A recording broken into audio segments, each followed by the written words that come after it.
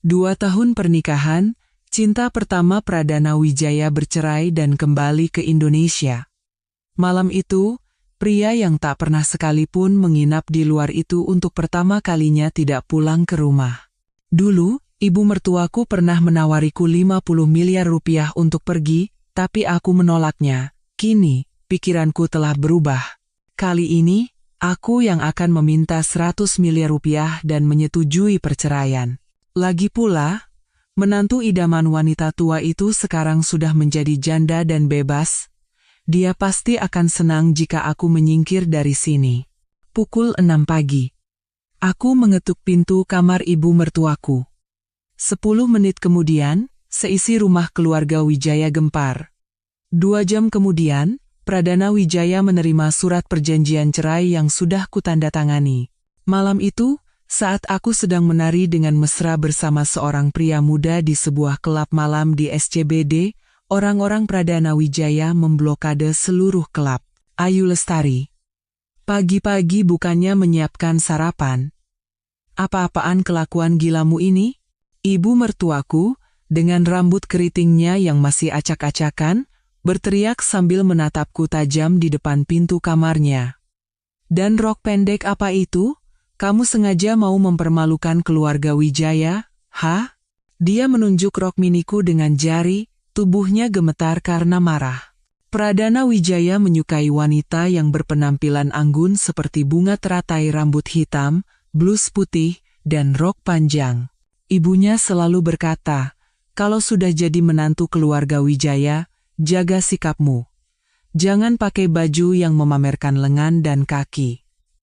Itu memalukan keluarga. Selama 2 tahun menikah, aku, Ayu Lestari, hampir lupa kalau aku punya sepasang kaki yang putih dan mulus ini. Sebelum membusuk, lebih baik aku memamerkannya pada dunia. Sayang sekali kalau disia-siakan.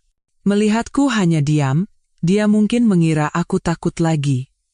Dia mulai menunjuk-nunjuk wajahku dan berteriak. Sekarang juga naik ke atas, ganti baju, lalu turun ke dapur siapkan sarapan. Pagi ini menunya masakan Indonesia. Aku menepis jarinya. Nyonya Wijaya, bagaimana kalau kita buat kesepakatan? Kamu panggil aku apa barusan? Dia menatapku dengan ekspresi aneh.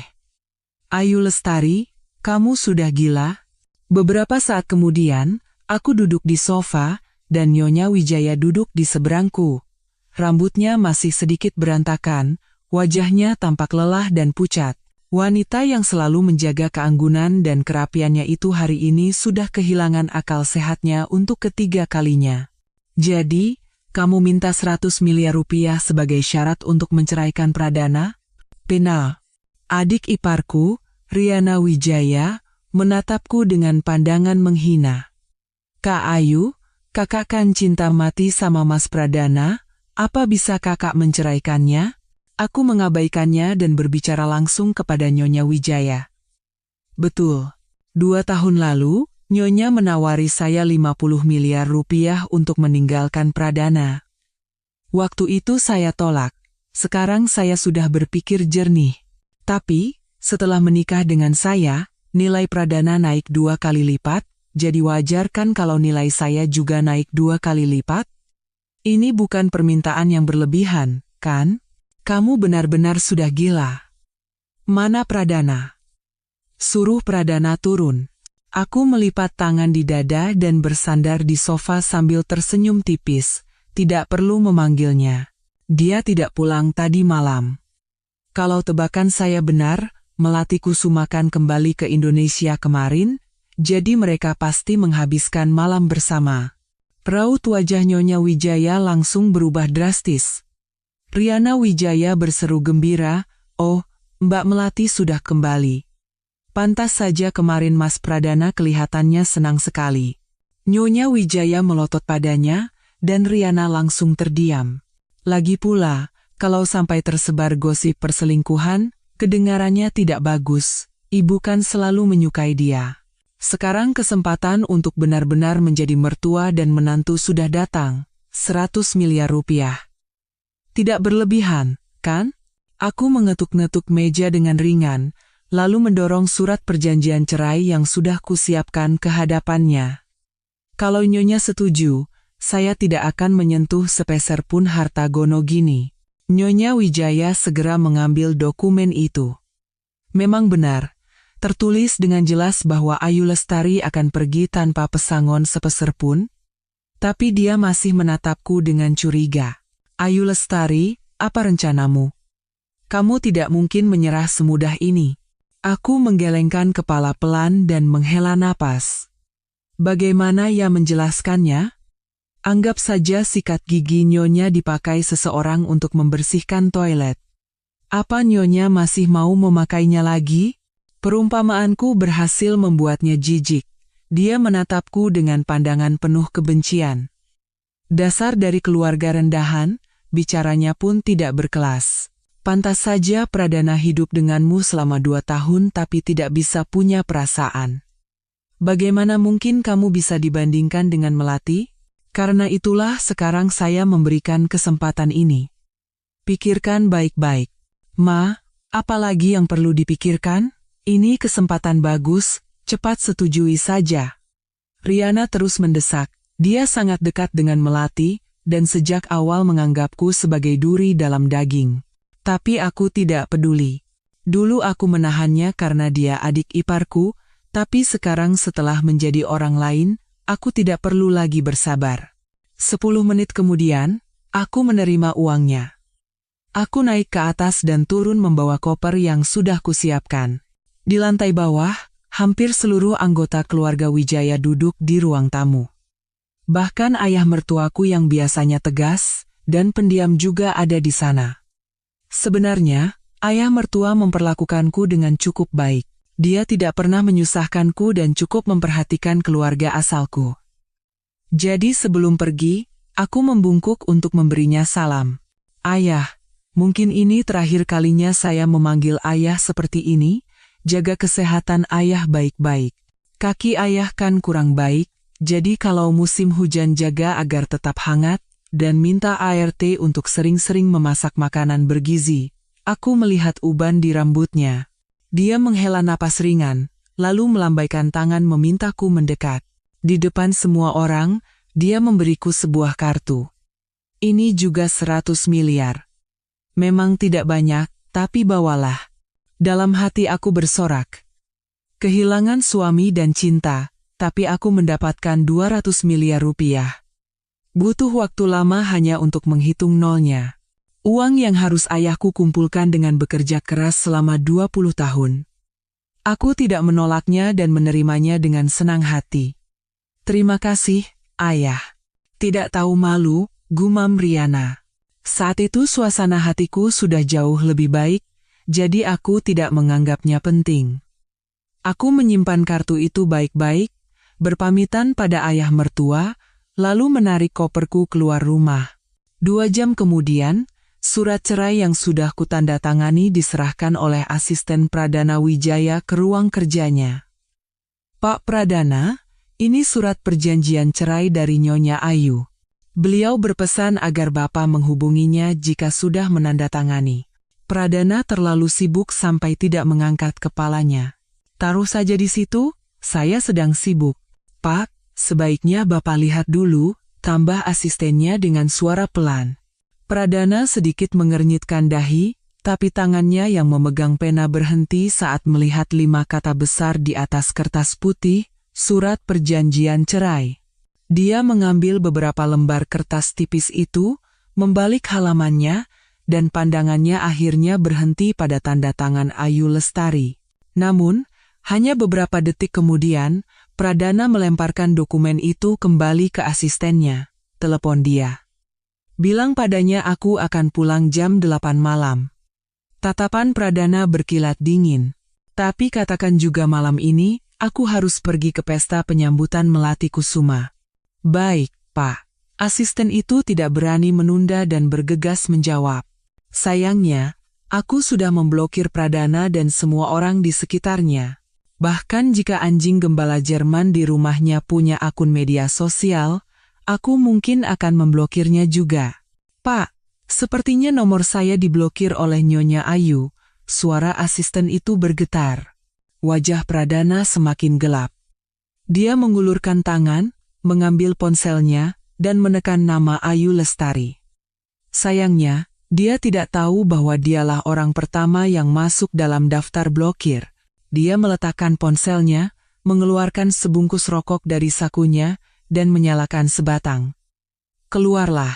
Setelah menghabiskan sebatang rokok, Pradana mencoba menenangkan diri dan kembali fokus pada pekerjaannya.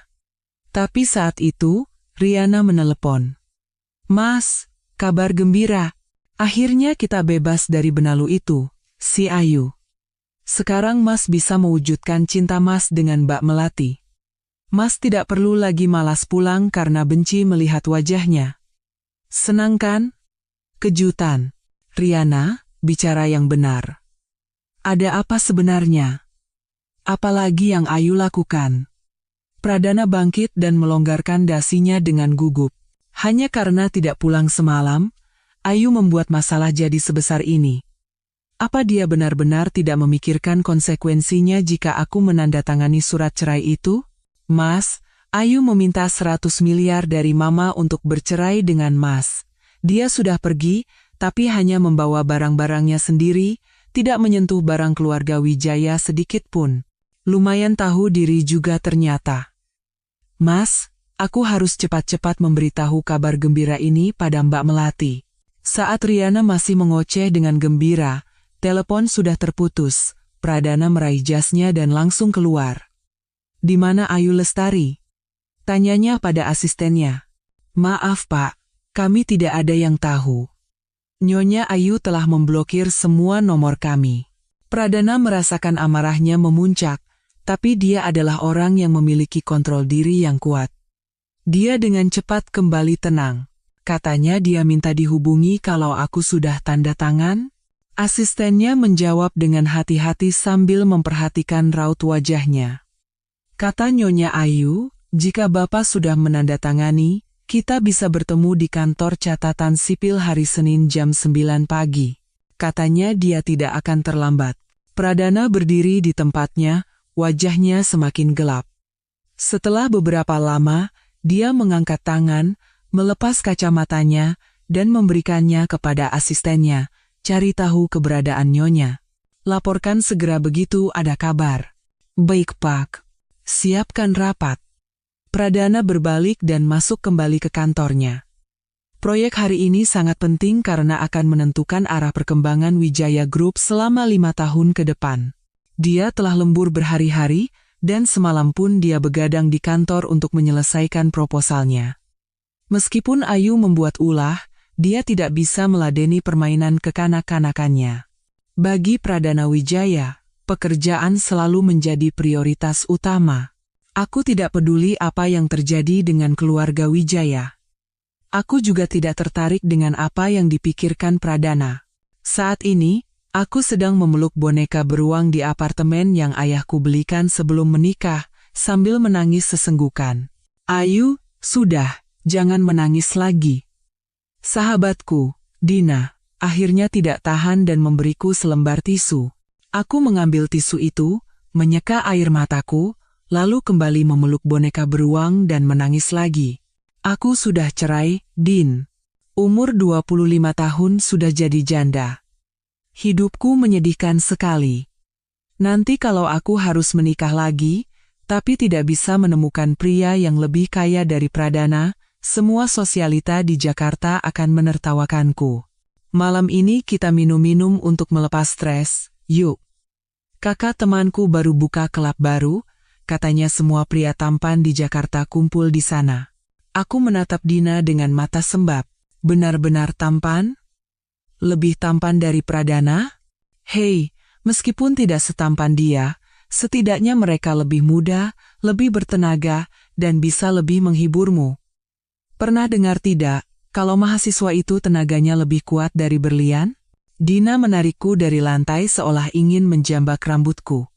"Sekarang cepat ganti baju dengan gaun seksi dan cantik, lalu temani aku mencari berondong untuk melepas stres. Mau atau tidak?" Aku ragu sejenak, lalu mengangguk. Sudah 2 tahun 1 bulan aku tidak memakai gaun seksi. Sebelum menikah dengan Pradana, aku juga sering keluyuran dengan celana pendek dan kaos singlet. Aku pertama kali bertemu Pradana di acara perjodohan yang dipaksakan ayahku. Saat itu aku baru berumur 20 tahun, dan Pradana hampir 30, jadi aku sangat tidak suka. Benar saja, di hari musim panas yang terik itu, dia datang dengan setelan jas dan dasi seolah baru selesai negosiasi bisnis internasional. Sementara aku, dengan rambut dicat merah muda, mengenakan tup top dan celana super pendek. Ayahku hampir pingsan saat melihat rambut merah mudaku. Dia mencoba meminta maaf pada Pradana, tapi kata-katanya terbata-bata. Pradana, tanpa ekspresi, dengan sopan berdiri dan menarik kursi untukku. Karena aku sama sekali tidak berniat menikah, aku bersikap seenaknya. Aku hanya fokus makan dan minum, sama sekali tidak menunjukkan sikap layaknya seorang wanita. Ayahku terus memberiku isyarat dengan matanya sampai hampir copot, tapi aku pura-pura tidak melihat. Setelah makan, sebagai formalitas, Pradana mengantarku pulang. Dia orang yang pendiam, sementara aku sedang suka-sukanya bermain, jadi kupikir tidak akan ada kelanjutan. Tapi beberapa hari kemudian, dia mengajak bertemu lagi. Ayahku tertawa lebar dan berkata, sepertinya dia sangat menyukaimu. Pernikahan ini kemungkinan besar akan berhasil. Aku marah dan berteriak, dia yang suka padaku, aku tidak tertarik padanya. Dasar orang tua, mau mencari daun muda. Ayahku membungkamku dengan satu kalimat. Kamu tidak mau, saingan ayah, Pak Santoso, sekarang sedang mengerahkan Mak Comblang untuk menikahkan putrinya dengannya. Mendengar itu, amarahku langsung meledak. Fania Sutanto mau merebutnya? Maka aku harus mendapatkannya? Aku mulai berkencan dengan Pradana. Awalnya hanya untuk memberi pelajaran pada Fania, tapi beberapa bulan kemudian, aku jatuh ke dalam perangkap cinta. Aku mencintai Pradana. Gila, membara, seperti terjun ke dalam kobaran api cinta. Cinta membuatku kehilangan diriku sendiri. Dia dengan tenang mengendalikan segalanya, bahkan mengubahku menjadi sosok putri ideal yang diimpikan ayahku, rambut hitam, gaun panjang. Karena dia menyukainya, aku rela berubah. Sampai suatu hari, aku menemukan fotonya bersama Melati Kusuma saat kuliah di komputernya. Melati, sesuai namanya, mengenakan gaun putih dengan rambut hitam panjang, tampak begitu anggun. Di foto itu ada seorang mahasiswa laki-laki lain, tapi dia berdiri di antara keduanya. Namun, mataku tidak melihat orang lain. Aku terpaku pada senyum malu-malu Melati yang ditujukan pada Pradana. Ternyata, Pradana bukan menyukai Ayu Lestari yang berambut panjang dan bergaun putih. Di dalam hatinya, seperti pria lain, ada cinta pertama yang membosankan dan biasa saja. Tapi saat itu aku sangat mencintainya, sehingga aku tidak berani bertanya. Aku takut kebahagiaan di tanganku akan pecah seperti gelembung sabun jika aku bertanya. Terlebih lagi, sebelum aku dan Pradana menikah, Melati sudah menikah, jadi aku selalu merasa beruntung. Tapi sekarang, Melati kembali setelah bercerai. Memikirkan Pradana yang menemaninya semalam, memikirkan mereka yang menghabiskan malam bersama, air mataku hampir menetes lagi. Dina segera menarikku ke ruang ganti, mengobrak-abrik lemari, dan mengeluarkan gaun hitam ketat yang sangat seksi lalu meletakkannya di tanganku. Dia juga secara misterius mengeluarkan satu set pakaian dalam baru. Pakai ini. Akhir-akhir ini kamu kurusan, kan? Pakai ini, dadamu akan terlihat penuh, pinggangmu ramping, bahkan hantu pun akan menoleh. Aku memeluk baju itu, dan menatap Dina sambil terisak. Apa tidak apa-apa? Aku kan sudah janda, bukankah seharusnya aku berpakaian lebih sopan? Dina melotot seolah mau memukulku. Ayu Lestari, kamu baru 25 tahun. Umur 25 adalah saat seorang wanita paling bersinar. Kalau mau berpakaian sopan, nanti saja kalau sudah umur 52. Mengerti? Iya, iya. Dua wanita berusia 25 tahun, satu mengenakan gaun hitam ketat berbelahan dada rendah, satu lagi gaun putih dengan model serupa. Mengenakan sepatu hak tinggi yang tajam, melenggang anggun memasuki kelab.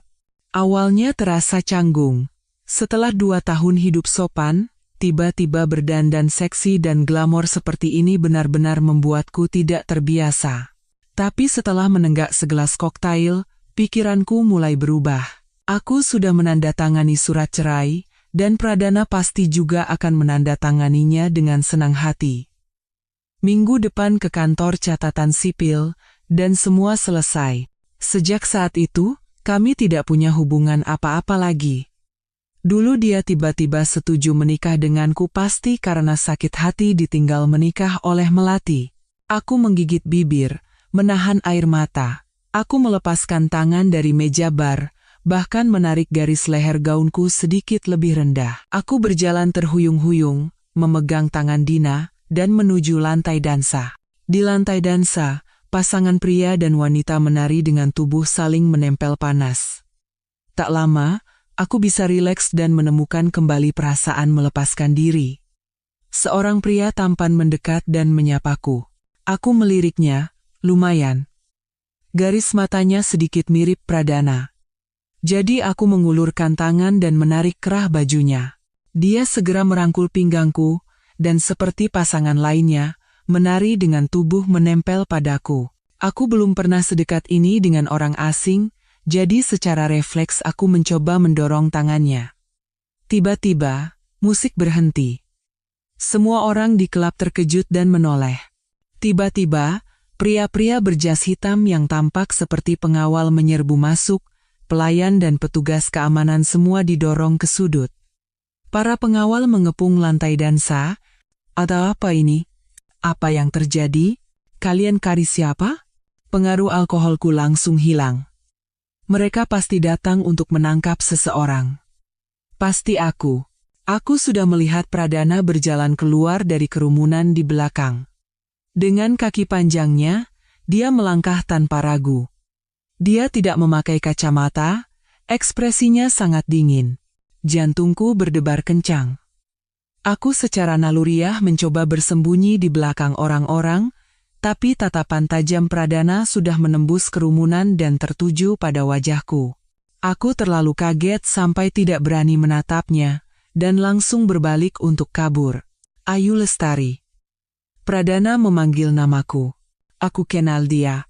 Semakin marah, suaranya akan semakin tenang. Di awal pernikahan, saat aku diam-diam minum alkohol dan ketahuan olehnya, dia juga memanggil namaku dengan suara setenang ini. Aku ingat betul malam itu. Aku harus berbaring di tempat tidur selama 2 hari setelahnya.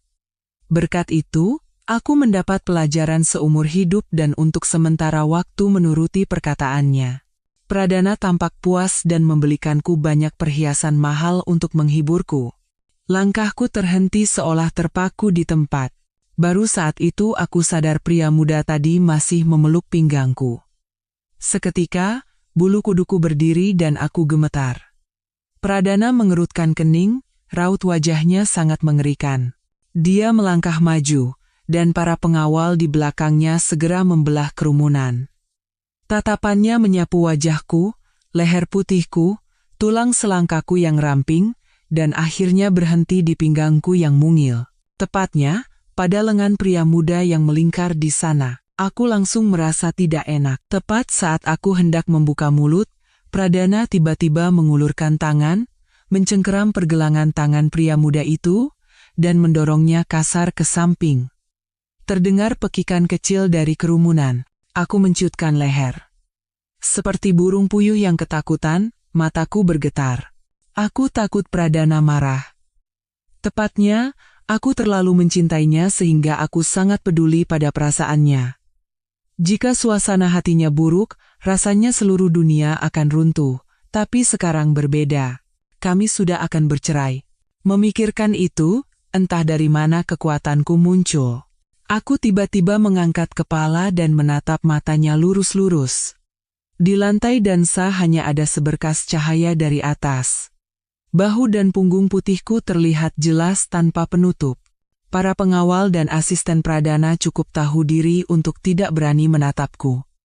Tapi malam ini, banyak pria lain telah melihatku. Aku belum pernah melihat wajah Pradana seseram itu. Seolah-olah dia baru saja kehilangan hal yang paling berharga. Tapi aku, Ayu Lestari, tidak pernah menjadi hartanya. Sudut mataku mulai memerah, aku menahan rasa sakit di hatiku dan dengan tegar mengangkat dagu. Pak Pradana, ada perlu apa dengan saya? Pradana menatapku tajam selama beberapa detik. Tatapannya dalam tak terduga.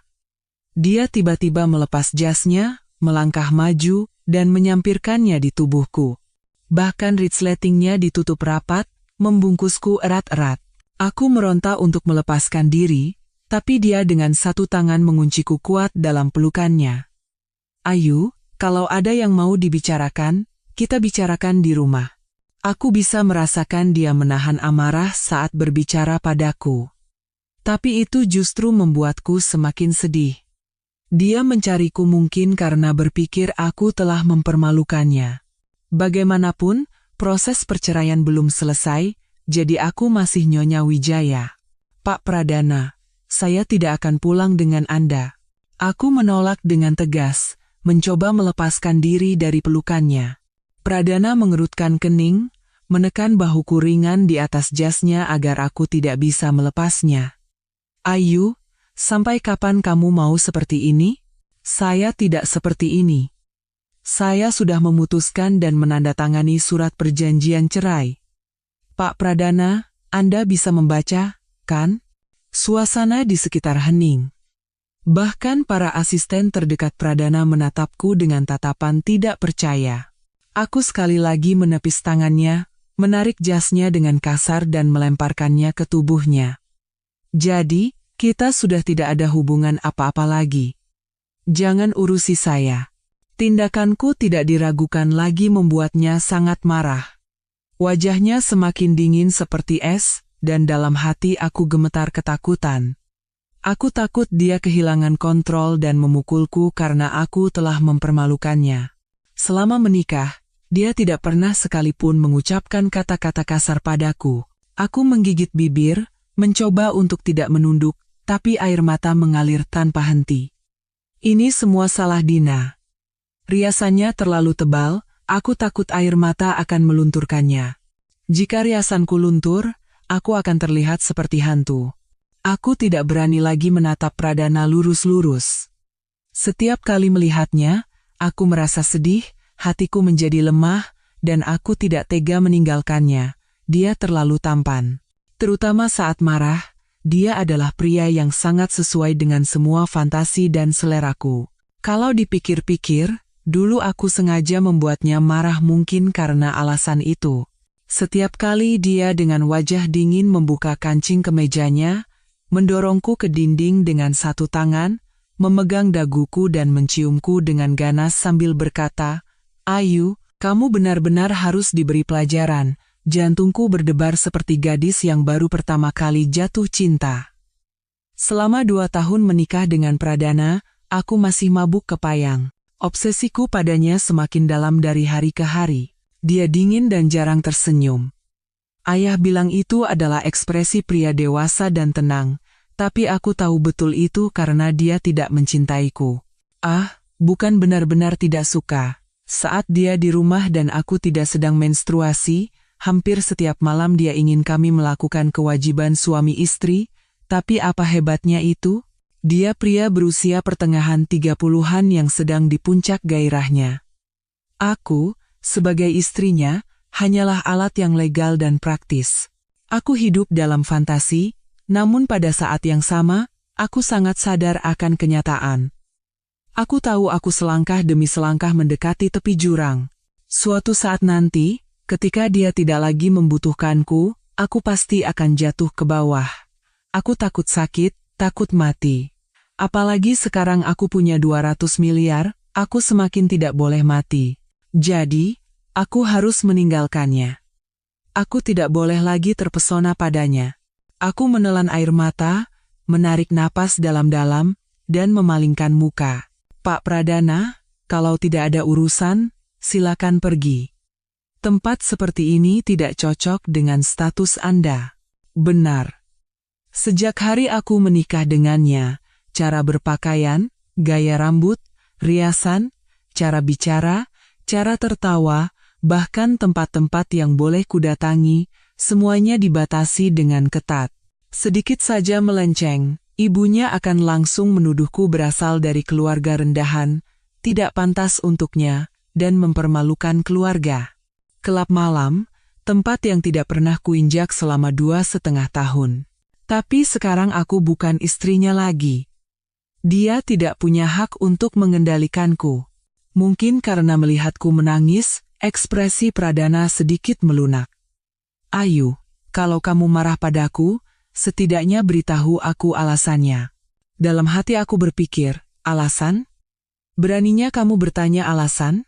Menyimpan foto cinta pertama di komputer, mengerahkan pengacara terbaik dari tim hukum Wijaya Group untuk membantu gugatan cerai internasional Melati Kusuma, dan tahun lalu di hari ulang tahunku, kamu bilang ada rapat penting di luar negeri yang harus dihadiri, tapi akhirnya aku melihatmu minum teh sore bersama Melati di foto media sosial yang diunggah Riana. Saat aku merayakan ulang tahun sendirian, kamu berada di samping wanita yang kamu cintai. Kamu menjadikanku replika Melati Kusuma untuk mengobati kerinduanmu. Kamu mencintai orang lain, tapi setiap malam menuntutku. Selama 2 tahun menikah, kamu tidak membiarkanku hamil. Kamu beralasan aku masih muda dan belum saatnya menjadi ibu, dan kamu sendiri belum siap. Sebenarnya, kamu tidak ingin terikat, agar nanti bisa dengan mudah mencampakkanku dan menikah dengan orang yang benar-benar kamu cintai, kan? Begitu Melati bercerai dan kembali, kamu langsung tidak pulang ke rumah. Sekarang aku sudah menuruti keinginanmu, tapi kamu bertanya kenapa? Rasa sakit hati memenuhi dadaku. Gumpalan emosi yang naik dari dada ke tenggorokan membuatku tidak bisa mengucapkan sepatah kata pun.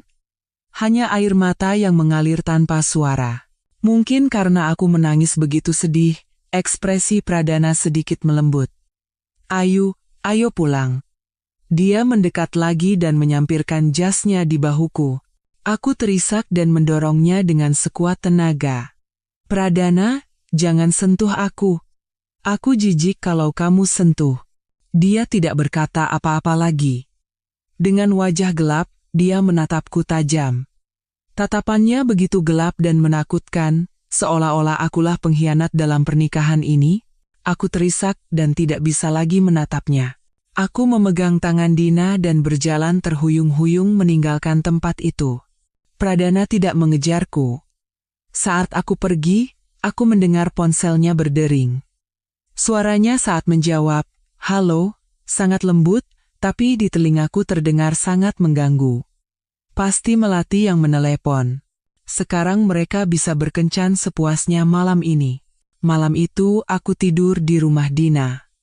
Setelah mandi, aku membanting diri ke tempat tidur, mematikan ponsel, memeluk bantal, menangis sepuasnya, lalu tertidur pulas.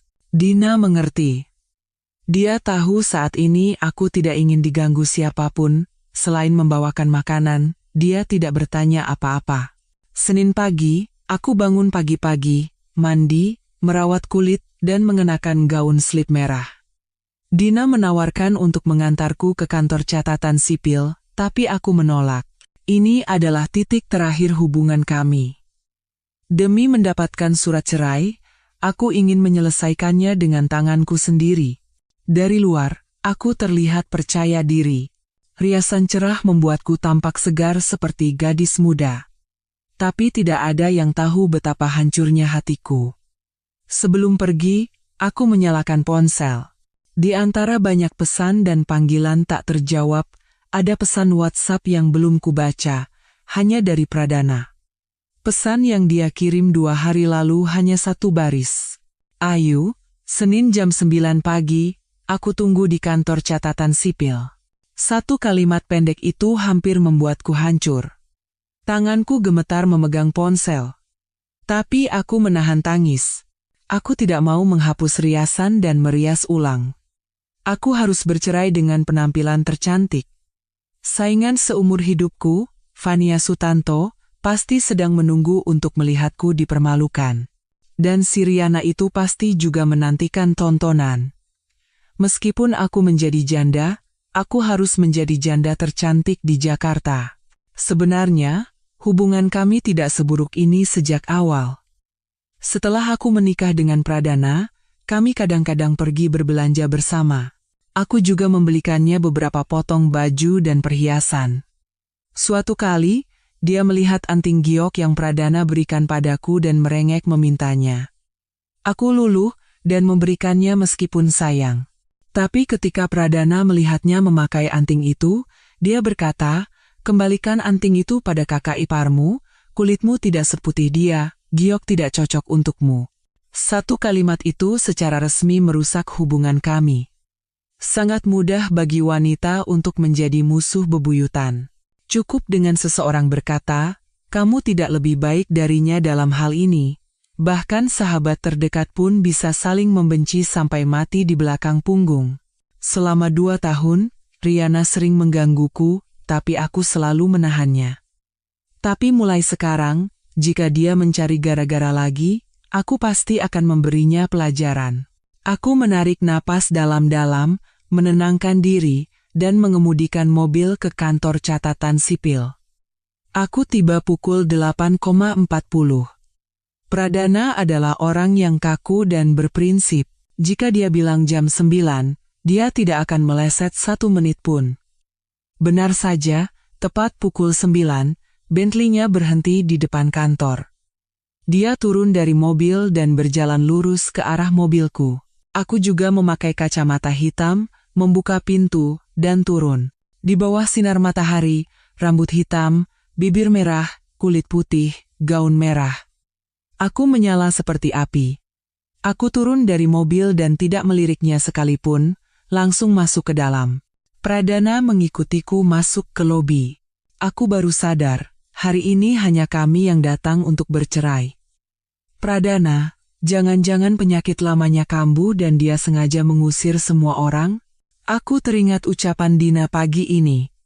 Klub milik kakaknya ditutup sementara dengan alasan mengganggu keharmonisan warga. Sungguh tidak adil. Tapi jika ada tekanan dari Pradana di baliknya, tidak ada yang berani melawan dan terpaksa tutup. Dina berbisik padaku, tindakan Pradana itu seperti suami yang cemburu karena marah pada istrinya. Sepertinya dia tidak sepenuhnya tidak punya perasaan padaku. Dalam hati aku mencibir. Dia dan keluarga Wijaya hanya mati-matian menjaga muka mereka. "Sudah Anda tanda tangani?" Tanyaku sambil mengangkat dagu. Pradana tampak sedikit pucat. "Kenapa tiba-tiba minta cerai?" Dia balik bertanya. "Bukan tiba-tiba, sudah lama saya pikirkan, sekarang aku bisa menghadapinya dengan tenang." "Ayu Lestari, apa kamu punya orang lain?" Aku terkejut. Benar-benar keterlaluan. Jelas-jelas kamu yang main serong dengan orang lama dan bahkan tidak pulang, kenapa sekarang malah menuduhku sebagai pengkhianat? Pradana, jangan memfitnah orang. Dia menatapku dengan tenang. "Kalau tidak ada orang lain, kenapa minta cerai? Apa saya harus membongkar semua perbuatan kotormu di tempat umum ini?" Aku marah sampai menghentakkan kaki. "Perbuatan kotor apa yang kulakukan?" Dia mengangkat alisnya sedikit. Suaranya masih tenang, sifat tak tahu malunya sudah mendarah daging. Aku benci padanya sampai ingin menggigitnya sampai mati. "Melati Kusuma?" Aku terdiam sejenak seolah kelemahanku disentuh. Aku mengatupkan bibir rapat-rapat dan menatapnya dengan mata memerah. "Melati? Apa hubungannya dengan dia? Karena dia bertengkar dengan suaminya, bercerai, dan kembali, kamu jadi ikut-ikutan?" "Ayu Lestari, aku bisa mentolerir istriku yang bertindak sesukanya, kadang-kadang membuat masalah di luar, tapi semua ada batasnya." Dia memijat keningnya dengan lelah. "Hentikan sandiwara ini, sekarang juga pulang bersamaku." Aku merasa seolah-olah hatiku dilemparkan begitu saja olehnya dan diinjak-injak dengan dingin. Dia masih berpikir aku sedang membuat ulah dan mencari gara-gara tanpa alasan. Bagaimana caranya agar dia mengerti? Pradana, Ayu Lestari tidak ingin lagi mencintaimu, tidak ingin lagi menjadi istrimu, tidak ingin lagi hidup sebagai orang yang tidak dicintai dan tidak diperhatikan. Tapi saat ini, hanya dengan melihat wajahnya yang sedikit lelah, hatiku masih sakit. Kemeja yang dia kenakan aku yang memilih, dasinya juga aku yang beli, bahkan kaos kaki dan pakaian dalamnya, semua aku cuci dengan tanganku sendiri. Aku bahkan belum pernah mencuci kaos kaki ayahku sendiri. Aku begitu mencintainya. Sekarang, jika dia memanggilku sayang sekali saja, memelukku sekali saja, aku pasti akan luluh dan berkompromi, tapi dia bahkan tidak berniat menghiburku lagi.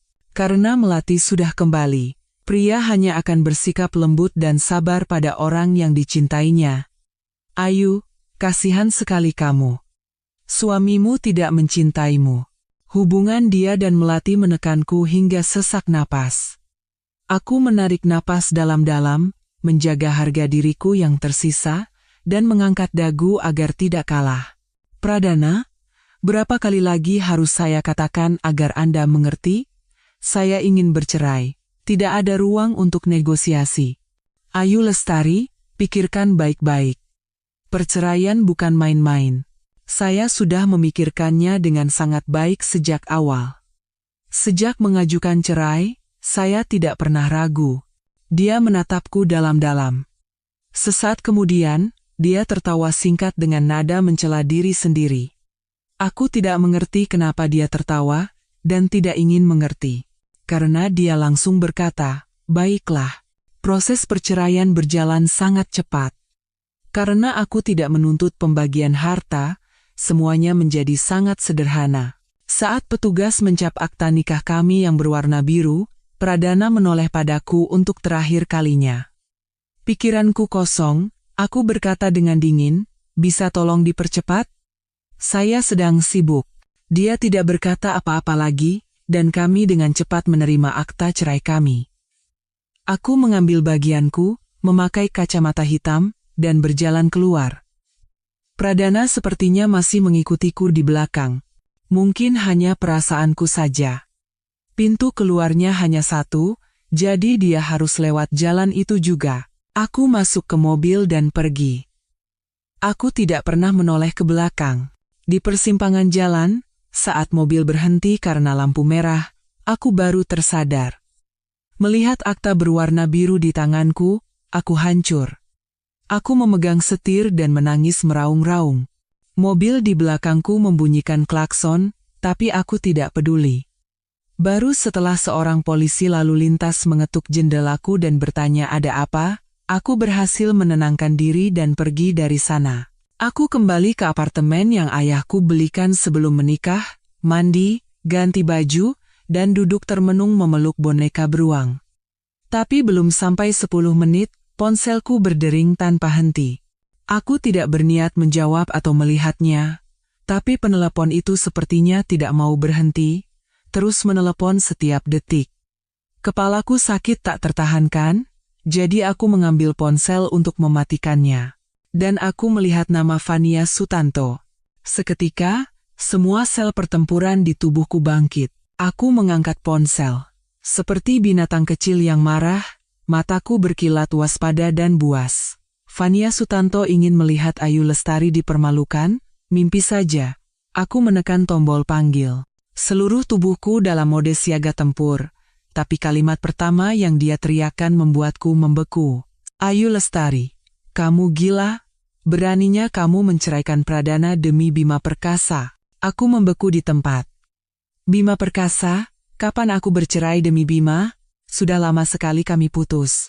Memang cinta pertamaku, tapi waktu itu kami masih kecil dan belum tahu apa itu cinta. Sekarang wajahnya saja sudah samar-samar. Ayu, kamu ditembak di kepala, ya? Begitu Bima putus dengan pacarnya dan mengumumkan akan memulai bisnis di Indonesia, kamu langsung heboh mau cerai dengan Pradana. Fania berteriak histeris di seberang telepon. Kenapa dia begitu heboh dengan perceraianku? Bukankah ini kesempatan bagus untuknya? Dia kan sangat menyukai Pradana. Ayu Lestari, Kamu ini siapa sebenarnya? Aku setengah mati ingin menikah dengannya, tapi kamu bisa menikah sesukamu dan membuangnya saat tidak butuh lagi. Selain kulitmu yang lebih putih dan wajahmu yang sedikit lebih cantik, apalagi kelebihanmu? Kenapa saat Pradana patah hati, dia memilihmu, bukan aku? Fania menangis sambil mengumpat, dan aku yang memegang telepon jadi ingin lebih menangis lagi. Ternyata semua orang tahu pernikahannya yang tiba-tiba itu karena patah hati, hanya aku yang tidak tahu. Aku dengan bodohnya menikah dengannya dengan gembira. Malam sebelum pernikahan, aku begitu bersemangat sampai tidak bisa tidur semalaman. Sekarang kalau dipikir-pikir, seluruh Jakarta pasti menganggapku bodoh. Aku menutup telepon. Sampai di titik ini, tidak ada setetes air mata pun yang keluar. Aku menatap kosong boneka beruang di depanku. Hadiah yang kuterima di hari anak saat kami pacaran. Setelah aku merengek, dia pikir itu kekanak-kanakan, tapi dia tetap membelikannya untukku. Aku sangat menyayanginya dan memeluknya setiap malam. Tapi sekarang aku tidak butuh ayahmu lagi. Kamu, boneka sialan, enyahlah bersamanya. Aku menjambak telinga boneka itu, bangkit, dan membuka pintu untuk membuangnya. Tapi begitu pintu terbuka, aku berhadapan dengan wajah yang familiar, ramah, dan tampan. Bima Perkasa. Dia tersenyum cerah dan membuka lengannya untuk memelukku erat. Ayu, aku kembali. Tepat pada saat itu, di belakangnya, pintu lift berbunyi ting dan terbuka perlahan. Sosok Pradana Wijaya perlahan muncul di pandanganku. Boneka beruang di tanganku jatuh ke lantai dengan suara gedebuk. Ayu, kenapa? Tanya Bima dengan lembut. Seluruh tubuhku kaku seperti batu. Aku tidak bisa berkata apa-apa, bahkan tidak punya kekuatan untuk mendorongnya. Aku hanya menatap Pradana yang berdiri terpaku. Ekspresinya dingin seperti es. Bima akhirnya menyadari ada yang aneh, melepaskanku, dan berbalik. Matanya yang tadinya hangat langsung kehilangan senyum saat bertatapan dengan Pradana. Tatapan Pradana seperti dilapisi es tipis, cukup untuk membekukan siapapun yang melihatnya. Aku gemetar dan mundur terhuyung-huyung, mencoba menutup pintu dan bersembunyi. Tapi Bima menahan tanganku. Secara refleks aku menoleh ke arah Pradana. Raut wajahnya sangat gelap, bibirnya terkatup rapat. Aku bisa membayangkan betapa kerasnya dia mengatupkan giginya. Ayu Lestari. Pradana memanggil namaku, tapi tidak melanjutkan kata-katanya. Aku seperti tersengat listrik, langsung melepaskan tangan Bima. Bukan seperti yang kamu pikirkan, aku tidak tahu dia ada di luar pintu. Begitu aku membuka pintu, dia langsung memelukku. Aku mencoba menjelaskan dengan terbata-bata, tapi semakin terburu-buru, kata-kataku semakin tidak jelas. Pak Pradana, saya tidak tahu harus berkata apa. Kenapa kedua pria ini muncul bersamaan? Satu mantan suami yang baru saja bercerai, satu lagi cinta pertama masa kecil. Ironisnya, bahkan Fania Sutanto pun berpikir aku bercerai karena Bima. Lebih ironis lagi, Pradana menyaksikan aku berpelukan dengan orang lama begitu kami bercerai. Aku terlalu lelah dengan semuanya. Seluruh tubuhku serasa mau runtuh. Tidak tahu harus berbuat apa, aku berteriak, aku tidak peduli lagi. Pikirkan saja sesuka kalian. Begitu selesai bicara, aku berbalik untuk masuk ke dalam rumah. Tapi tiba-tiba pandanganku menjadi gelap, dan dunia berputar. Saat itu, ratusan novel roman yang kubaca saat sekolah melintas di benakku. Aku dengan cerdik jatuh ke arah boneka beruang. Kalaupun tidak ada yang menangkapku, setidaknya tidak akan terlalu sakit. Ayu. Aku memejamkan mata. Aku mendengar Bima memanggil namaku dengan cemas, tapi orang yang menangkapku dalam pelukannya memiliki aroma yang familiar dan menenangkan, campuran tipis aroma tembakau dan sitrus. Lengan itu kokoh dan kuat, menopangku tepat saat aku akan jatuh. Pradana. Aku langsung merasa lega, dan terus memejamkan mata sampai di dalam mobil. Ketika Pradana berteriak pada sopir untuk langsung ke rumah sakit, aku membuka mata. Aku menarik ujung lengan bajunya sedikit. Saat dia menunduk menatapku, aku melepaskan diri dari pelukannya. Aku hanya pura-pura. Aku baik-baik saja. Tidak perlu ke rumah sakit. Ayu Lestari. Wajahnya menjadi gelap. Aku menghindari tatapannya dan bergumam, tadi itu salah paham, aku tidak tahu dia ada di luar pintu. Begitu aku membuka pintu, dia memelukku, dan sebelum aku sempat mendorongnya, kamu datang. Kamu sedang menjelaskan padaku? Tentu saja. Aku tidak mau dituduh sebagai pengkhianat. Aku menatap matanya lurus-lurus. Lagi pula, aku sudah lama putus dengannya dan tidak pernah menghubunginya lagi. Perceraian ini tidak ada hubungannya dengan dia. Sudah mulai membelanya? Omong kosong apa ini? Aku hanya mengatakan yang sebenarnya. Ayu Lestari, sebaiknya jangan coba-coba membohongiku. Suara Pradana dingin seperti es. Kalau sudah baikan, turunlah. Jantungku seperti ditusuk dengan keras. Aku menggigit bibir dan melirik profil sampingnya yang luar biasa tampan. Garis rahang yang tegas, setiap lekuknya memancarkan kejantanan. Aku sangat suka lehernya. Terutama saat kami berhubungan, jika aku mencium lehernya dengan ringan dan menggigit dagunya sedikit, dia akan menjadi lebih ganas. Hanya saja, sekarang membayangkan Melati juga melakukan itu, aku merasa jijik. Aku membuka pintu mobil dan turun. Aku tidak berkata apa-apa, tidak menoleh ke belakang. Jadi aku tidak melihat. Pradana terus menatap punggungku dari balik jendela mobil. Sampai aku benar-benar hilang dari pandangan, tatapannya tidak pernah lepas. Suasana hatiku hancur selama seminggu penuh. Selama itu, Bima mencoba menghubungiku dengan berbagai cara, tapi aku menolak semuanya. Aku tidak keluar rumah, sampai Dina mengajakku berbelanja dan minum teh sore. Kami berbelanja gila-gilaan. Beli tas, beli gaun. Memang tidak ada yang lebih menyenangkan bagi wanita selain berbelanja. Aku memesan taro milk tea ukuran besar, dan baru saja akan menusukkan sedotan, tiba-tiba bayangan ramping muncul di depanku. Aku mengangkat kepala, ternyata Melati Kusuma. Dia menatapku dengan ekspresi sedikit bersalah. Mbak Ayu, suaranya ringan seperti angin. Aku memperhatikannya. Rambut hitam, gaun panjang krem, riasan tipis. Bukan kecantikan yang luar biasa, tapi anggun dan lembut, tipe yang sangat disukai pria. Tapi aku tidak akrab dengannya. Kenapa dia begitu alami memanggil namaku? Ada apa? Bisa kita bicara sebentar? Tidak mau. Mbak Ayu, pasti berat sekali ya karena saya? Suaranya bergetar. Aku baru bilang 2 kata, kenapa dia sudah mau menangis? Tidak, tidak. Kalau dia menangis, Pradana bisa datang dan mencekikku.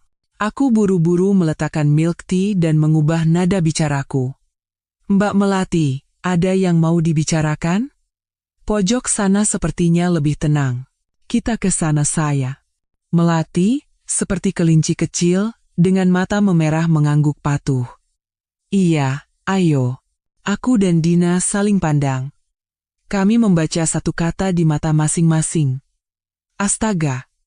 Pantas saja Pradana begitu memperhatikannya. Tipe bunga lili putih yang lemah lembut seperti ini, kalau aku pria pun pasti akan luluh. Hatiku perih. Dulu aku juga pernah berpura-pura menjadi penurut untuk mendapatkan hati Pradana. Kalau dipikir-pikir, bodoh sekali. Lihat Melati, begitu alami kelembutannya. Pantas saja selama 2 tahun aku menyerahkan tubuhku berkali-kali, dia tetap tidak mencintaiku.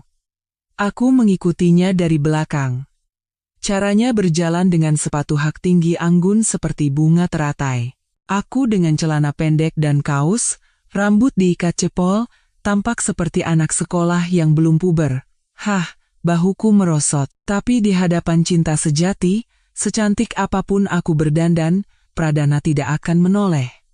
Kalau begitu, lebih baik aku hidup menjadi diriku sendiri. Lebih nyaman bernapas. Mbak Ayu, saya tahu Anda dan Mas Pradana bercerai karena saya. Begitu duduk, Melati langsung ke inti permasalahan. Ya Tuhan, ini persis seperti awal dari 300 novel roman yang pernah kubaca. Aku tersenyum lebar dan menatapnya. Iya, benar, karena Anda. Dia terdiam sejenak, lalu matanya memerah, dan dia memegang tanganku dengan lembut. Mbak Ayu, jangan salah paham. Saya dan Mas Pradana hanya teman kuliah lama. Dia membantu saya juga karena persahabatan lama. Lagi pula, kalaupun ada sesuatu di antara kami, itu sudah lama sekali. Anda tidak perlu khawatir. Anda tiba-tiba bercerai, saya juga merasa tidak enak. Kalau karena saya terjadi keretakan di antara kalian, saya benar-benar tidak bisa memaafkan diri sendiri. Kalau Anda tahu begitu, kenapa masih akrab dengan suami orang? Kalau merasa bersalah, kenapa Anda membiarkannya menginap di rumah Anda? Suami orang memangnya enak ya buat dipeluk dan dijadikan sandaran? Dia terdiam lagi. Mbak Ayu, ini salah paham. Salah paham apa? Maksud Anda, kalian hanya mengobrol di bawah selimut? Saya sedang tertekan secara mental setelah bercerai, dan jet lag setelah kembali ke Indonesia, jadi Mas Pradana khawatir dan menginap. Matanya berkaca-kaca. Mbak Ayu, sungguh. Hubungan saya dan Mas Pradana benar-benar bersih. Tidak ada apa-apa. Kalau memang ada perasaan seperti yang Anda pikirkan, dulu saya pasti sudah menikah dengannya. Mbak Ayu, Mas Pradana sekarang sedang dalam masa penting bisnisnya, sangat sibuk. Jangan membuat ulah di saat seperti ini. Anda kan sudah 25 tahun, bukan anak kecil lagi. Mas Pradana bilang Anda masih belum dewasa, tapi sudah menikah 2 tahun, seharusnya sudah bisa berpikir jernih. Dia menasihatiku seolah-olah dia ibuku, ayahku saja tidak pernah mengajariku seperti itu. Sudah cukup bicaranya, tidak ada lagi yang mau dikatakan? Kalau tidak ada, saya permisi. Mbak Ayu, maksud saya baik. Saya tidak ingin melihat kalian berpisah. Mas Pradana adalah orang penting dalam hidup saya. Saya ingin dia bahagia. Kami sudah menandatangani akta cerai. Kalau Anda ingin membuatnya bahagia, cepat ambil dia dan nikahi. Kalau Mbak Melati menikah, dia pasti akan senang, ibu mertua dan adik ipar juga akan lebih senang. Seluruh keluarga akan bahagia dan harmonis. Selamat ya, sudah menjadi Nyonya Wijaya. Aku masih tersenyum menatapnya, tapi tangan yang kusembunyikan di belakang punggungku kugenggam erat hingga memutih. Telapak tanganku yang lembut terasa sakit seperti mau robek. Sesakit apapun, aku tidak boleh menangis di depannya. Pradana sialan itu berani-beraninya merendahkanku di depan cinta pertamanya. Ya, aku kekanak-kanakan, tidak dewasa, tidak bisa berpikir jernih. Tapi siapa yang menikah denganku? Siapa yang berjanji akan memperlakukanku dengan baik, merawatku, dan selalu membuatku bahagia? Sebelum menikah, dia sendiri yang membawaku ke makam almarhumah ibunya, berlutut, dan bersumpah akan menyayangiku seperti anak kecil. Tapi kemudian, dialah yang menuduhku kekanak-kanakan dan tidak dewasa. Tapi selama 2 tahun menjadi istrinya, aku bangun pagi menyiapkan sarapan, mengurus rumah, bahkan membersihkan kamar Riana dan mencuci bajunya. Aku menemani ibunya berbelanja, membawakan tasnya, menuangkan minum, bermain kartu. Aku menemani ayahnya medical check-up, belajar memasak makanan bergizi. Saat dia mabuk dan mual, aku membuatkan minuman pereda mabuk. Saat dia dinas sebulan penuh, aku merindukannya sampai menangis tengah malam, tapi tidak berani menelepon atau video call karena takut mengganggunya. Selama 2 tahun menikah, waktu yang dia habiskan di rumah bisa dihitung dengan jari. Duniaku berputar di sekelilingnya, lalu perlahan-lahan berputar di sekeliling seluruh keluarga Wijaya. Sekeras apapun mereka memperlakukanku, aku menahannya dengan gigi terkatup, karena aku mencintainya. Aku dengan bodohnya mempraktikkan pepatah mencintai segala sesuatu tentang orang yang dicintai. Kadang-kadang aku bermanja-manja, kadang-kadang keras kepala, itu hanya karena aku ingin sedikit perhatian dari suamiku. Tapi bagaimana dengannya? Selalu dingin, hanya menciumku saat ada hasrat dan membisikkan beberapa kata manis. Selebihnya, wajahnya selalu seperti orang suci, menjaga jarak seperti orang asing. Lalu, seberapa dewasa dan bijaksana lagi aku harus bersikap? Selama lebih dari 2 tahun, aku tidak pernah merasa bahagia sedikit pun. Saat aku dengan tegas meminta cerai, selingkuhannya datang untuk menertawakan dan mengejekku. Apalagi yang harus kutahan? Jika Melati terus memprovokasiku, aku benar-benar akan membuat keributan besar agar mereka berdua bisa menonton. Cacing pun akan menggeliat jika diinjak. Tapi dia tidak memberiku kesempatan itu. Mungkin karena perkataanku barusan, dia marah dan wajahnya menjadi pucat. Wajahnya memutih, dan dia menangis begitu menyedihkan sampai aku ingin meminta bantuan Dina. Saat itu, Melati tiba-tiba mengulurkan tangan ke arahku. Aku secara naluriah mengira dia akan memukulku dan langsung menepis tangannya. Tapi dia terhuyung-huyung dan jatuh lemas seperti kapas. Dina terkejut dan berlari menghampiri. Saat kami hendak membantunya berdiri, dia tiba-tiba memegangi perutnya dan mengerang dengan suara lemah. "Mbak Ayu, tolong panggil ambulans. Saya sedang hamil. Saya masih minum obat penguat kandungan." Mendengar itu, Dina langsung menoleh padaku.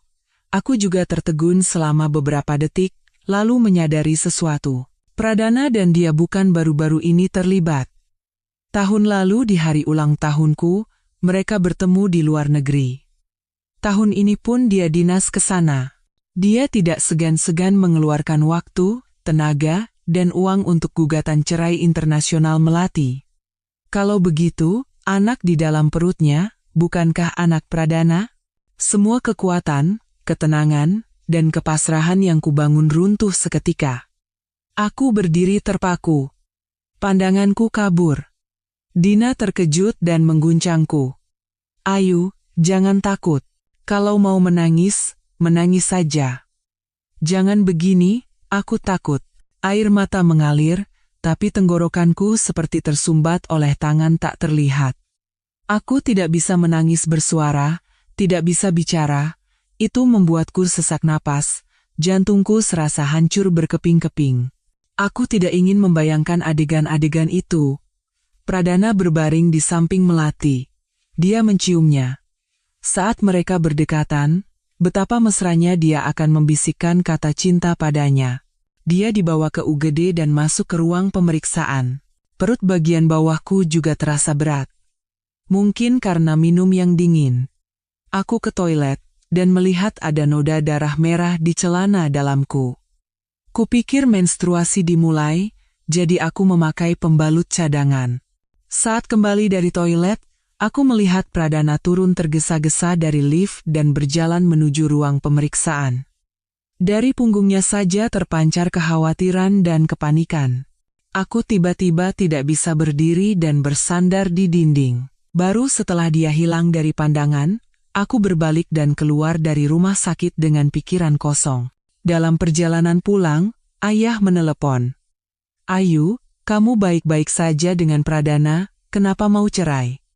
Suara ayah penuh kelelahan. Beberapa tahun terakhir ini, berkat Pradana, ayah bisa mempertahankan beberapa bisnis. Begitu kamu cerai, semua proyek dibatalkan, ayah rugi 200 miliar. "Ayu, sekarang bagaimana?" Aku berdiri di pinggir jalan, menatap terik matahari yang menyengat. Aku mendapat 200 miliar, ayah kehilangan 200 miliar. Tanpa sandaran bernama Pradana Wijaya, bisnis ayah hancur berantakan. Aku tidak tega melihat ayah yang sudah tua masih harus bekerja keras, jadi aku mulai mengirimkan CV. Aku lulusan desain, tapi tidak punya pengalaman, jadi kebanyakan ditolak. Untungnya, masih ada jalan keluar.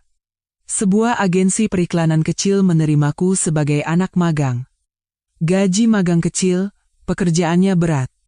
Sejak kecil, ayah memanjakanku. Setelah ibu meninggal lebih awal, ayah tidak menikah lagi karena takut aku terluka dan membesarkanku sendirian. Dia tidak pernah membiarkanku menderita.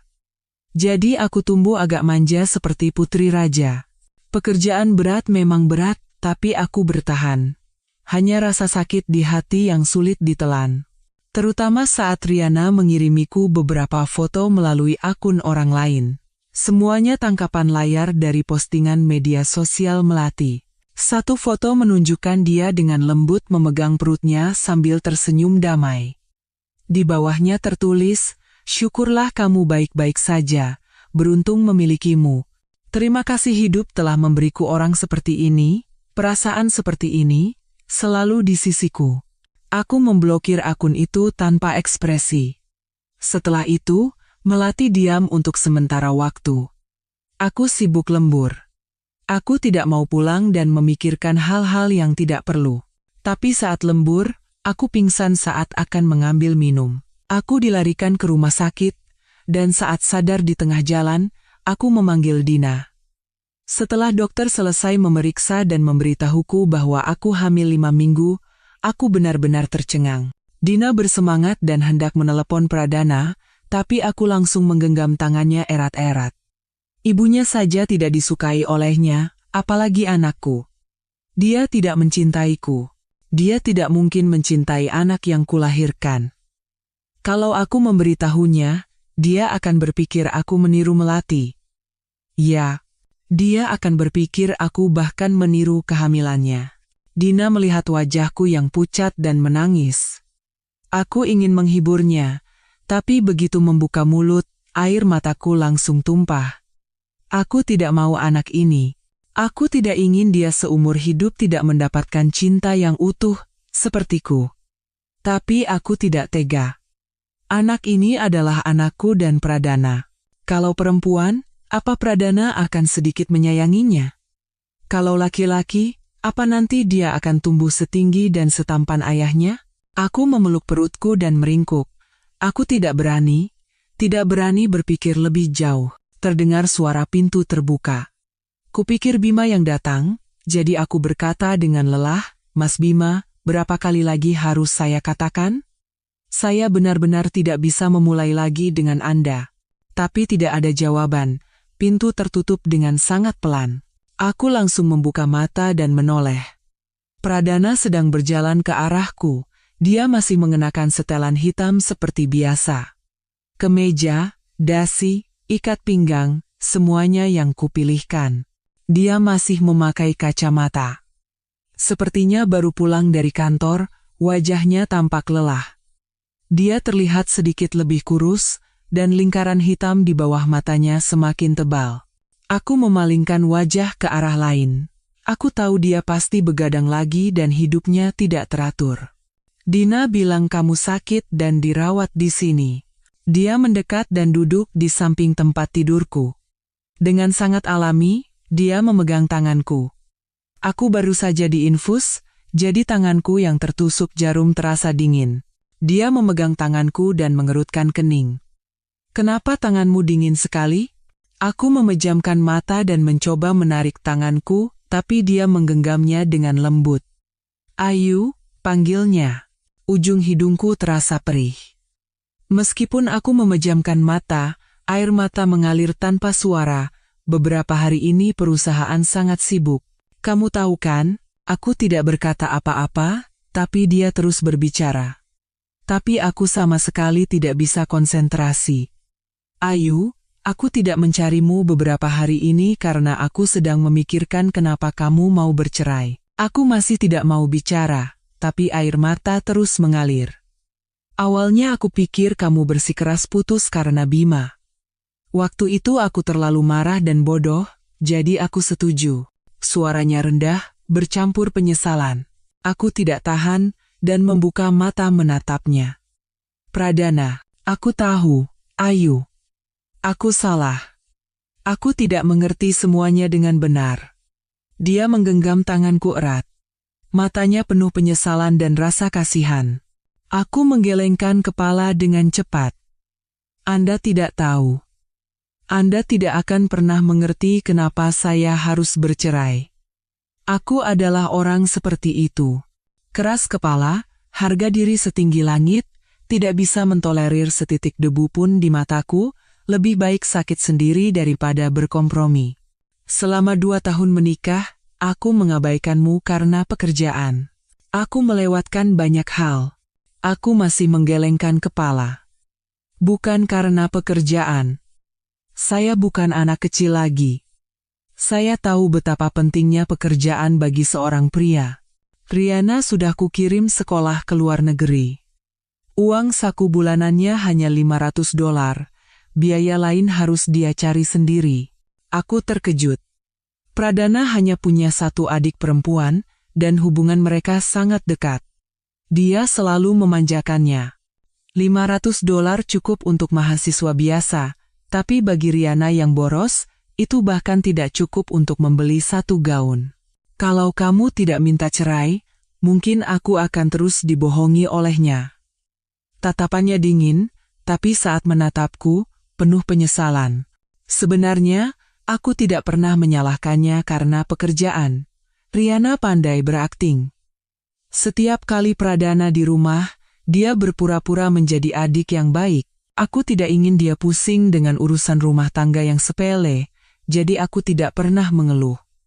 Lagi pula, masalah kekanak-kanakan seperti itu tidak akan membuatku kurus, jadi aku bisa menahannya. Keputusanku yang tegas untuk bercerai seolah memecahkan bisul itu. Riana yang terlalu sombong akhirnya menunjukkan sifat aslinya di depan Pradana. Nanti kalau dia sudah bisa menghormatimu sebagai kakak ipar, baru kita bicarakan lagi. Tidak perlu saya serius itu. Dia hanya tidak suka padaku sebagai kakak ipar, bukan dosa besar. Tidak suka pun harus suka, tidak bisa menerima pun harus menerima. Istriku hanya satu, Ayu Lestari. Tapi Mbak Melati, Anda kan selalu menyukainya. Siapa bilang? Siapa bilang aku menyukainya? Dia mengerutkan kening dan menoyor keningku dengan ringan. Dari mana kamu dengar omong kosong seperti itu? Tapi di komputer Anda ada foto kalian berdua. Anda juga membantu gugatan cerainya, dan tahun lalu di hari ulang tahunku, Anda bilang dinas, tapi akhirnya minum teh dengannya. Aku bahkan tidak mendapat ucapan selamat ulang tahun, suaraku tercekat. Aku orang yang menjaga gengsi dan punya harga diri tinggi, jadi aku tidak pernah berani menanyakan hal-hal ini. Foto? Maksudmu foto yang ada di folder itu? Dia tersenyum begitu manis padamu di situ. Maksudmu yang ini? Dia mengeluarkan ponselnya dan menunjukkan sebuah foto. Persis seperti yang ada di komputernya. Aku mengangguk kuat. Iya, yang ini. Tak disangka, Pradana tertawa. Dia orang yang jarang tertawa. Pria ini pada dasarnya tegas, dingin, dan hampir tanpa perasaan. Selama 2 tahun menjadi istrinya, berapa kali dia tersenyum padaku bisa dihitung dengan jari. Aku tanpa sadar terpana. Dia melepas kacamatanya, tertawa pasrah sambil menggelengkan kepala. Lalu dia mengulurkan tangan dan menyibakkan poniku. Bodoh. Satu kata bodoh darinya begitu lembut sampai aku pusing. Lihat lagi fotonya baik-baik. Di pojok kiri atas, tidak ada orang yang kamu kenal. Aku buru-buru menyeka air mata, membuka mata lebar-lebar, dan melihat dengan seksama. Di pojok kiri atas, ada sepasang pria dan wanita. Wanitanya berambut dicat biru tua, mengenakan kaos singlet dan rok lipit. Benar-benar gaya yang keren. Di sampingnya, seorang pria tinggi dan tampan berdiri serasi. Tapi yang membuatku terkejut adalah, itu kan aku. Aku membelalakan mata. Kenapa ada aku di foto itu? Tunggu, yang di sampingku sepertinya Bima. Mungkin waktu kuliah, saat aku pacaran dengannya. Aku menatap Pradana dengan bingung. Sebenarnya bagaimana ceritanya? Waktu itu aku ada urusan di kampus, lalu lewat lapangan olahraga dan melihatmu. Aku mau menyapa, tapi pacarmu datang. Suaranya tenang, tapi aku samar-samar merasakan aura cemburu. Jangan bohong. Waktu itu aku belum kenal Anda. Kita baru bertemu saat perjodohan. Pradana tiba-tiba menatapku tajam.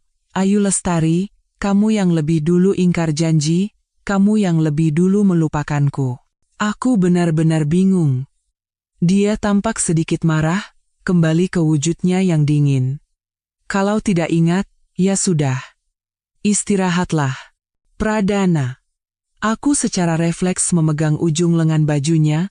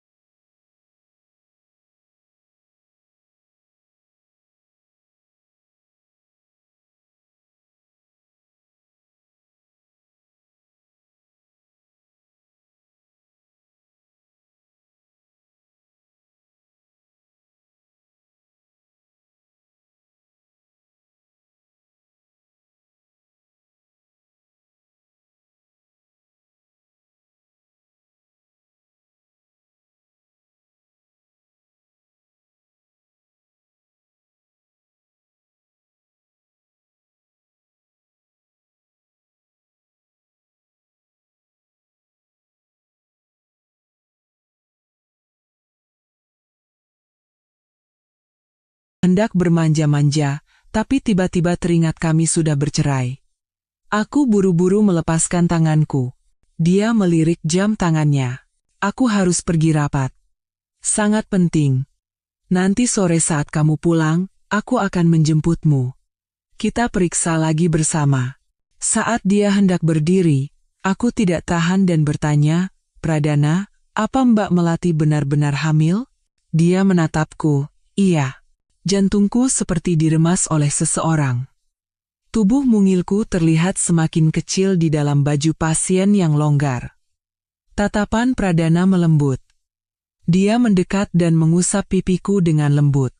Jangan berpikir yang tidak-tidak, istirahatlah. Aku ingin bertanya apakah anak itu anakmu, tapi kata-kata itu tidak keluar. Untungnya dia dibawa ke rumah sakit tepat waktu, jadi tidak apa-apa. Jangan terlalu khawatir.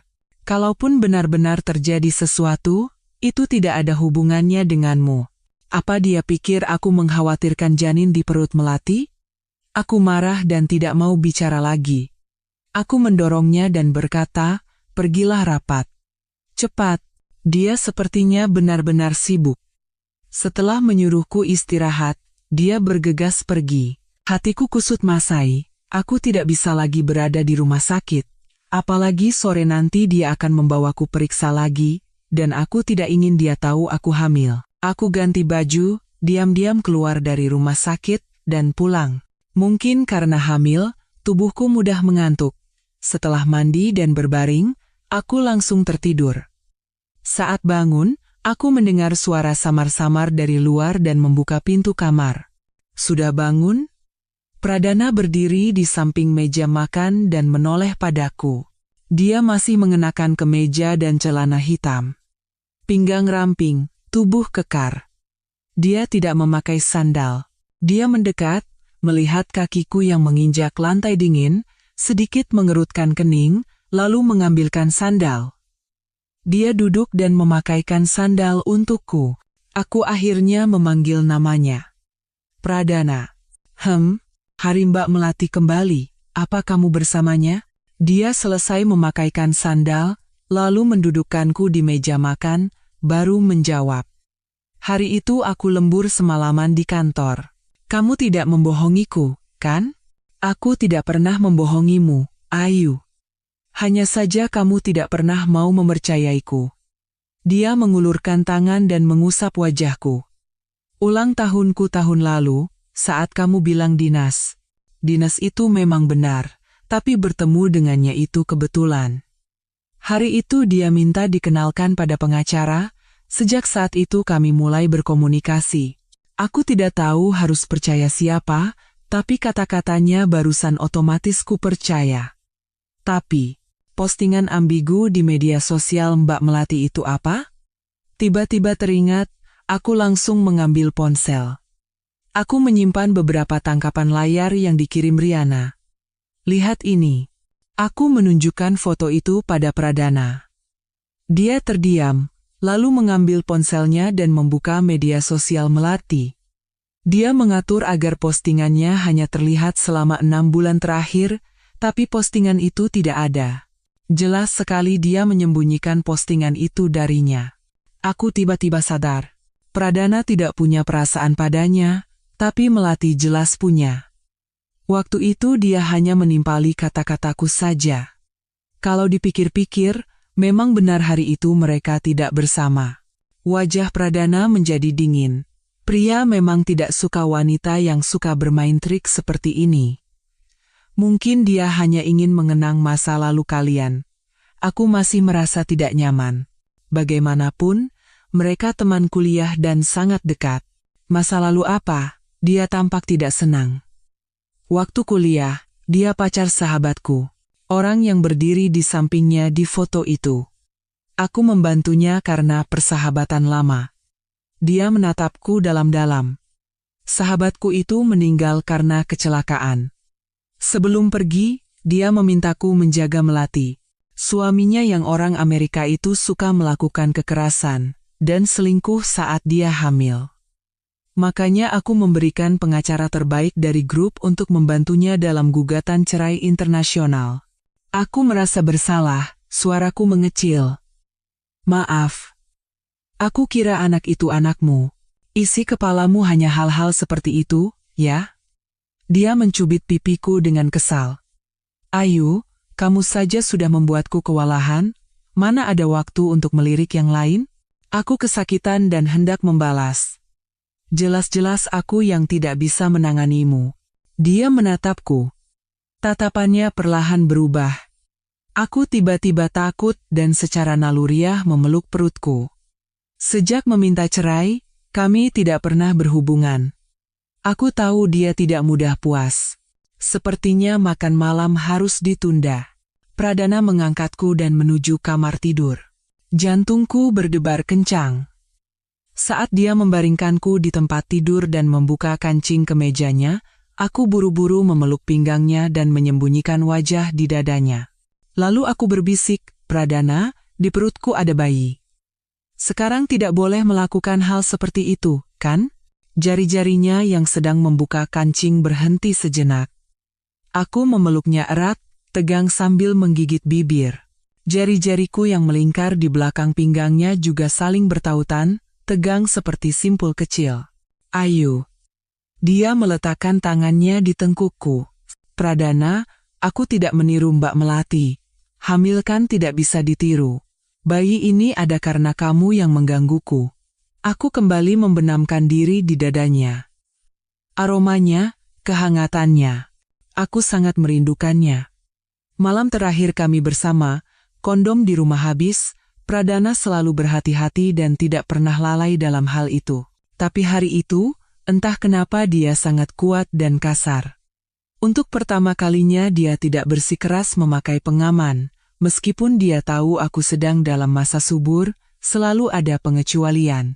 Sekarang kalau dipikir-pikir, Mungkin saat itu berita Bima putus dengan pacarnya dan bersiap kembali ke Indonesia sudah tersebar. Tindakannya hari itu mungkin karena cemburu. Rasa manis samar muncul di hatiku, tapi aku takut itu hanya ilusiku. Jadi, kamu pingsan karena hamil? Dia mengusap belakang kepalaku dengan lembut. Jari-jarinya yang panjang dan ramping meluncur di rambutku, akhirnya memelukku erat. Aku baru tahu hamil setelah pingsan dan dibawa ke rumah sakit. Kenapa tidak memberitahuku? Waktu itu aku sedang marah padamu. Aku pikir kamu dan Mbak Melati punya anak. Ayu, kata Pradana dengan nada pasrah tapi sedikit marah. Kamu ini punya kesadaran yang benar tidak sih? Apa? Aku suamimu. Wanita lain tidak ada hubungannya denganku.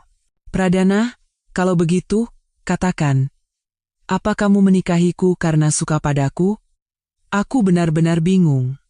Kalau saja dia mengucapkan satu kata manis, aku rela dijual dan dengan senang hati menghitung uangnya.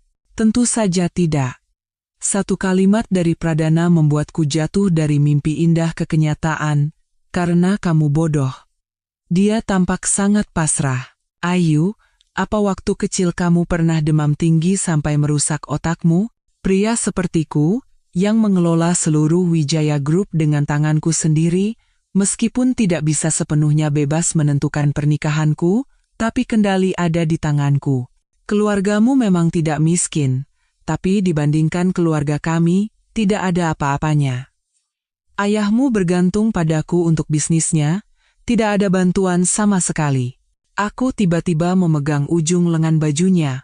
Pradana, jangan-jangan kamu selama ini diam-diam menyukaiku?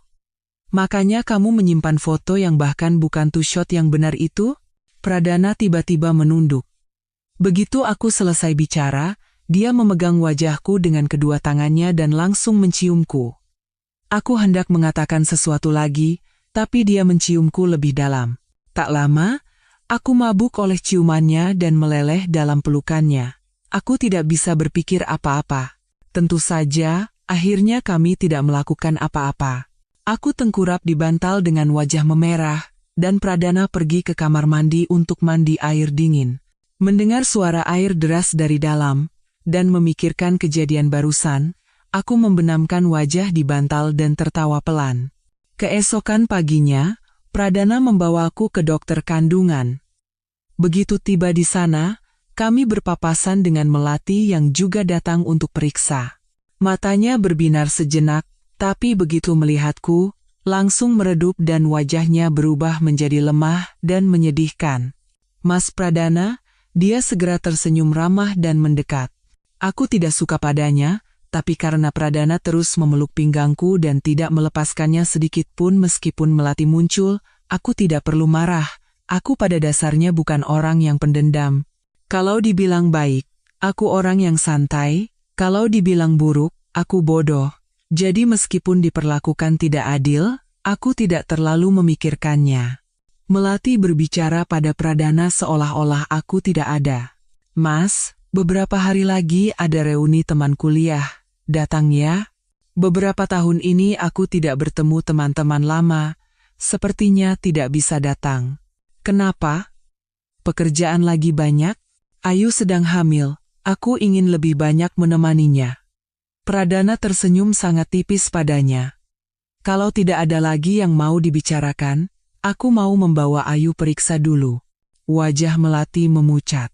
Jelas sekali dia tidak menduga situasi ini, dan berdiri terpaku tanpa bisa berkata apa-apa untuk beberapa saat. Pradana memelukku dan langsung masuk ke ruang periksa. Melati memanggil dari belakang, Mas Pradana, kalian kan sudah bercerai. Berarti Mbak Ayu.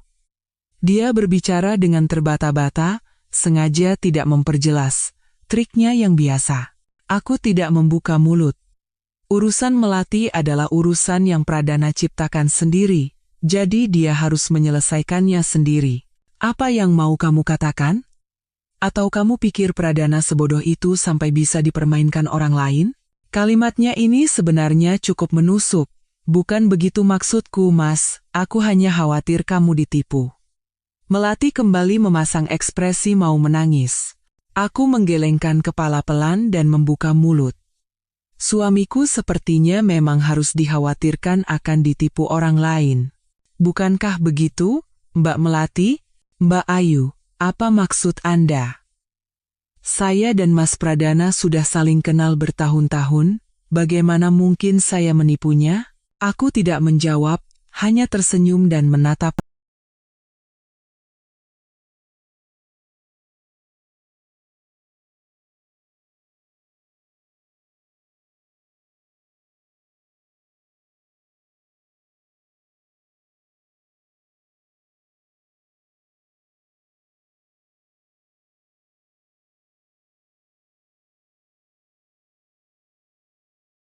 Pradana.